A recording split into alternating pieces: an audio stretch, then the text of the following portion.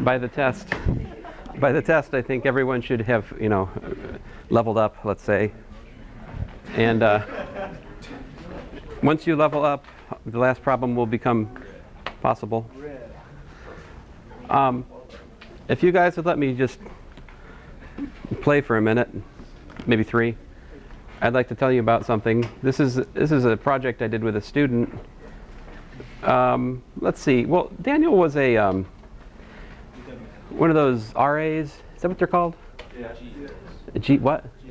GSA. No, he was an undergraduate, but he was very distracted with like making people obey rules in the dorm and going to meetings. Yeah. So he was amazing. He wasn't very liked. No, Daniel's chill, man. He's super chill. But because of his super chillness and availability to his dorm and service to that, he ignored my mathematics for several years. But finally, I got his attention, and he did something with me in 2016, and then I finally finished writing things up like a year later or something. But what we did in this paper was we looked at power series over an algebra, and so in short, like if you go through here, what you'll find is that we've proved that like there's a comparison test. There's an nth term. You recognize these things: nth term test, comparison test. But these are done for a power series over an algebra.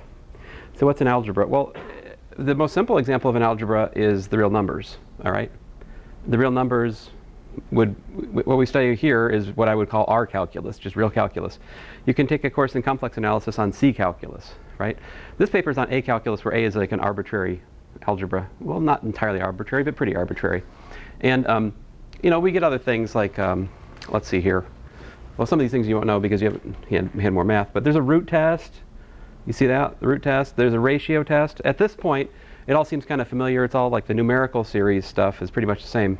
But when we got to power series, things started getting wonky. So like, for example, here's the root test. The root test, and this is essentially the Cauchy-Hadamard thing. If you read the notes that I wrote up, that's the answer to the question, which, like I said, Caleb was like mostly right, but a little bit wrong because of zero terms. The Cauchy-Hadamard criteria is sort of the answer to that. It's in the notes I posted. I don't expect you guys to remember it or know it for the test. It's just kind of, I write my notes for like an honors course. I'm not teaching, right? But sometimes. Anyway, so it turns out that the radius of convergent ends up depending on this multiplicative constant for the algebra, which has to do with, you know how we have absolute value of a product is the product of the absolute values? That's not the case for an algebra, and that ruins everything in some sense. So what ends up happening in short is just that you still get convergence for the power series over an algebra, but everything we know about divergence like falls apart. All of our divergence theorems pretty much are gone. And so sometimes the power series converge outside where they're given to converge, and that's interesting. But what I really have this open for is I wanted to show you at the end of this, we have defined exponential. So here's our definition of an exponential over an algebra. We use the power series to define it, and we prove properties of the exponential using the power series. So that calculation I showed you last class actually works in a much more abstract context. Here it is. And the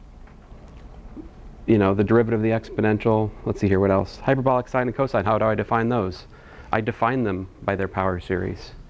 And because their definition is given in terms of power series, I can derive the properties of them using power series calculation, as we do here. And then likewise, I can define, you can derive the adding angles formula for Cauchy's inch.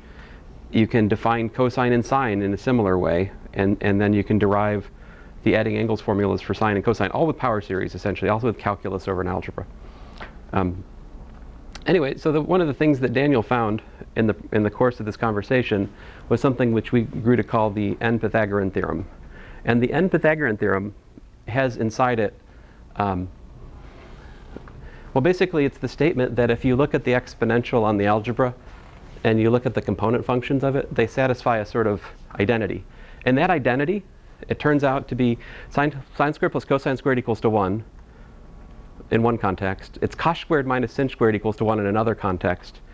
And it's And no student, I've ever got a student to support me in this, but it is Larry cubed plus Mo cubed plus Curly cubed minus 3 times Larry Mo Curly in another context. And so you were working with, let's see here, Larry. So I call this Larry, this is Mo, this is Curly. And the identity that they satisfy is this: Larry cubed plus Mo cubed plus Curly cubed minus 3 times Larry Mo Curly equals to 1. But this is the analog of the Pythagorean identity for like cosine and sine or cosh and sinh for the group algebra of Z3 for the reals.